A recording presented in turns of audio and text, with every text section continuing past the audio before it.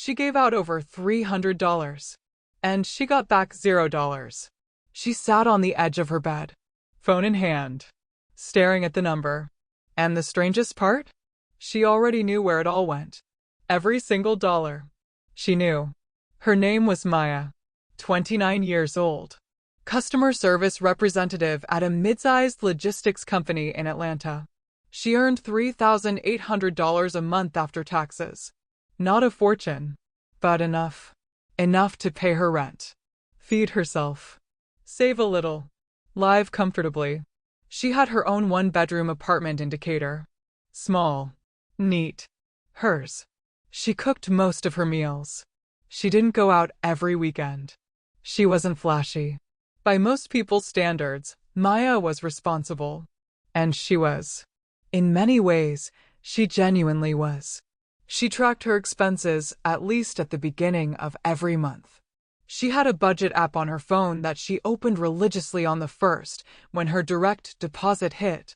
She'd tap through the categories: rent, transport, food, savings. She even had a savings goal: $8,000. An emergency fund. She'd been building it for almost 2 years. She had $3,400 in there. Progress. Slow, but real. And then there was the other thing about Maya. The thing that everyone around her knew. If you needed money, you called Maya. Not because she was rich, but because she never said no. She was the oldest of 4 siblings. She had grown up watching her mother give food to neighbors, give time to the church, give money she didn't have to relatives who asked. That was just how Maya understood love. You give. You help. You show up. And for a long time, she believed that. Fully. Completely. She believed it the way you believe something that has never been questioned. The loans, as she called them, started small. Of course they did. They always do. February. Her colleague Jasmine asked for $40. My data ran out and I have a report due tonight. I'll Venmo you back Friday. Maya didn't even hesitate. She opened her banking app, transferred it. Done. Friday came. No transfer back. Maya didn't bring it up. She told herself, Jasmine probably forgot. She's always slammed with work. And then she told herself it's only $40. It's not worth making things weird. So she let it go. March. Her younger brother Marcus called. He needed $300 to fix his car, the one he used for DoorDash deliveries. Sis, without the car I can't work. I'll pay you back once I get back on the road. Maya transferred the money. That same week, her friend Danielle texted. Danielle was going through a rough patch. Her landlord had threatened to start eviction proceedings. She needed $550. Just to buy time. I have a freelance check coming in 2 weeks. I promise, Maya. Maya sent it. $550. Just like that. She didn't even sit with it for a moment. She just sent it. And this was March. The same month she had already given $300 to Marcus. And $40 to Jasmine before that. But Maya didn't add those numbers together. That's the thing. She never added them together. Each loan lived in its own little box in her mind. Marcus's was family. Danielle's was an emergency. Jasmine's was nothing. None of them felt connected. None of them felt like a pattern. They just felt like helping. And helping felt good. It felt like the right thing to do. It felt like exactly who she was. By April, the numbers had started to grow. But Maya had explanations for all of them. Marcus hadn't paid back yet. But he was her brother. You don't chase family. Danielle's 2 weeks had become 6 weeks. But Danielle was going through a lot. You don't pressure a friend who's already struggling. Jasmine? Forgotten entirely. By both of them. A new request came in April. Her coworker Brandon. His mother had been rushed to the ER. He needed $700 to cover the initial copay and medications. He was crying on the phone. What was Maya supposed to do? Say no to a man whose mother was in the hospital? She didn't have $700 sitting freely. But she had her savings. She told herself, it's a loan. He'll pay it back. I'll replace it. She moved $700 from her savings account to her main account, then transferred it to Brandon. She made a mental note. Brandon owes me $700. He'll pay once his mom is discharged and he gets his footing. She closed the app. She made herself a cup of tea. She felt like a good person. And that feeling? That warm, generous feeling? It was real. It wasn't fake. That's what made it so complicated. Because Maya wasn't stupid. She wasn't reckless. She was kind. And her kindness had never once been questioned. Not by her friends. Not by her family. Not by herself. In May, a college friend she hadn't spoken to in almost a year sent her a long DM on Instagram. She explained a situation that had gone sideways. She needed $450 to stabilize things. I know we haven't talked in a while, but you've always been the most real person I know. I wouldn't ask if I wasn't desperate. Maya read the message 3 times. She knew, somewhere quiet inside her, that this one felt different. This one felt like it came from nowhere. But then she thought about the word desperate. She thought about being that person for someone. She sent the $450. That night, she checked her savings balance. $1,750. She had been at $3,400 just 2 months ago. She stared at the number. Then she put the phone face down on her pillow. She would fix it next month, she told herself. Next month, she'd be stricter. Next month came. Things did not get stricter. By June, Maya had developed a habit she didn't even notice she had developed. She stopped checking her savings balance. Not consciously. Not as a decision. She just stopped opening that part of the app. The main account she checked. Sometimes. But the savings? She hadn't looked in 3 weeks. It was easier that way. Her brother called again in June. This time, $180. Sis, just gas money. I'm completely stranded. She sent it while still half asleep. Didn't think twice. Her friend Trina had a birthday dinner she couldn't skip, and she was short on the group gift contribution. Maya covered the gap. $90. Her neighbor knocked on her door one Wednesday evening. Electric bill issue. Could Maya spare $85? Just till Friday. Maya gave it. None of these people were bad people. That's the part the story has to be honest about. They weren't manipulating her. They were just asking. And she was just saying yes. The problem wasn't them. The problem was a habit. A pattern so deeply woven into who Maya believed herself to be that pulling on it felt like pulling on herself. July came. Her savings account now sat at $920. She had been just months away from her $8,000 goal when the year started. She was now further from it than she'd been in over a year. But she didn't look at it. She had stopped looking. Her phone notifications from her bank, the low balance alerts, the transaction summaries, she had started swiping them away without reading them. She told herself she already knew what they said. She already knew.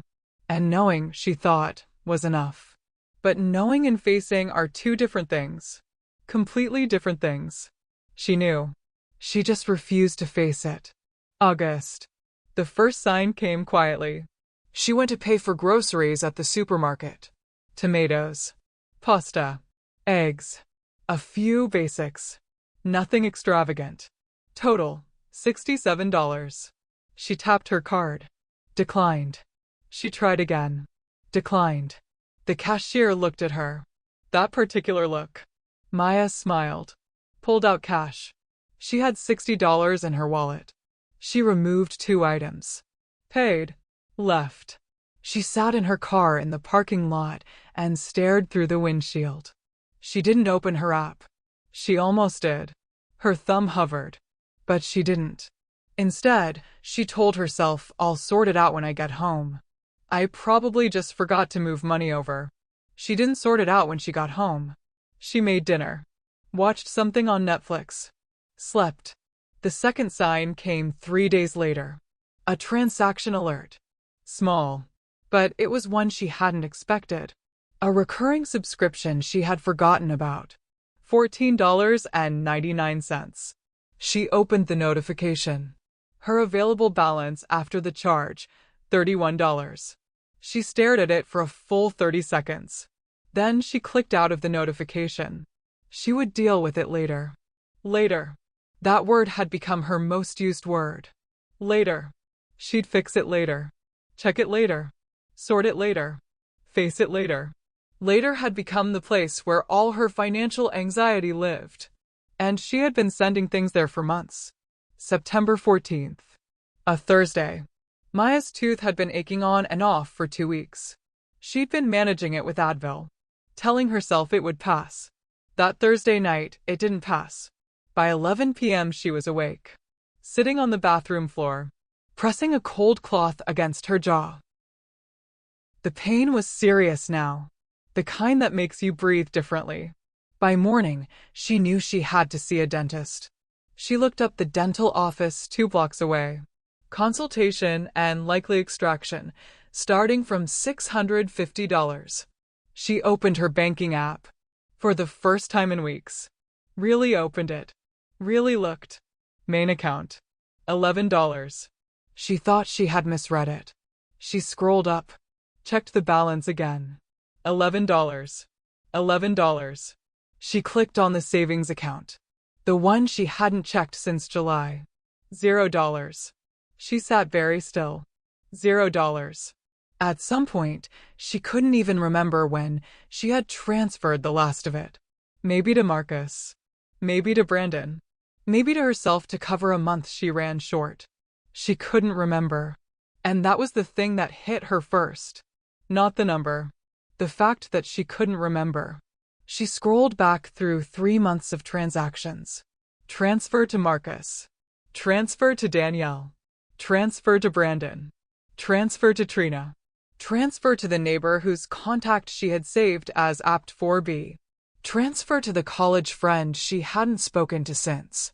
Transfer. Transfer. Transfer. Name after name after name. Her own name was almost absent from the list. She kept scrolling. She needed to know the real number. The full, honest, complete number. She added it up. Not in her head. She opened the Notes app. She typed each name. Each amount. Jasmine, $40. Marcus, $300. Then $180. Then $150. Danielle, $550. Brandon, $700. The college friend, $450. Trina, $90. The neighbor, $85. 3 other transfers she had almost forgotten. She reached the bottom of the list. Total given out in 7 months, $4,200. $4,200. Amount paid back, $0. She read those 2 lines again. $4,200 out. $0 back. 0. Not one person had paid her back. Not fully. Not partially. Not even once. Her savings goal was gone. Her emergency fund was gone. She had a dental emergency she couldn't afford. And she was sitting on the bathroom floor. Still. Tooth still throbbing. Phone in her hand. Staring at a number that didn't feel real. But it was real. Every single dollar of it was real. She didn't cry. That was the strange thing. She thought she would. She expected to. But she just sat there. Very quiet. The kind of quiet that comes after something breaks. She thought about the morning she transferred that first $700 from her savings to Brandon. She had felt good that morning. She remembered that clearly. She had felt warm. Generous. Like the kind of person she wanted to be. She thought about every time she sent money without checking her balance first. Every time someone said thank you and she felt a small glow. Every time someone called her a good friend, a good sister, a real one. She had been collecting those words. Good friend. Good sister. Real one. She had been paying for them. Literally.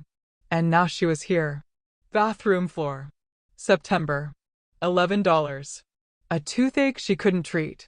And nobody, not one person, had thought to ask, in all those months, Maya, are you okay?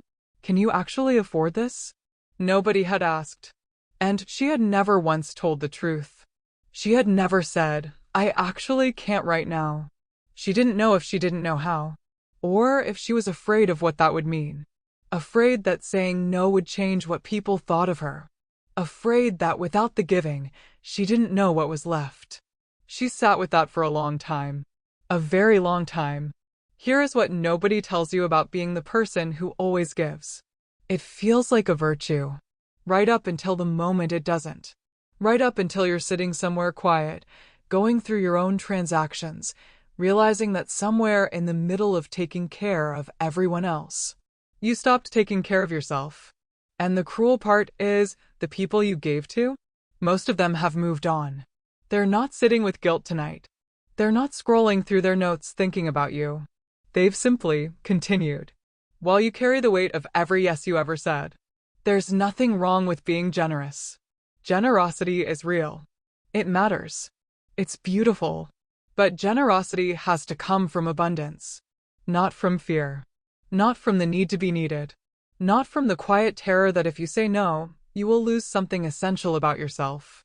Because the truth is, the money can come back. Savings can be rebuilt. Slowly. Painfully. But they can be rebuilt. What's harder to rebuild is the habit of putting yourself last and calling it love. Maya didn't think she had a money problem. She thought she had a people problem. But the people weren't the story.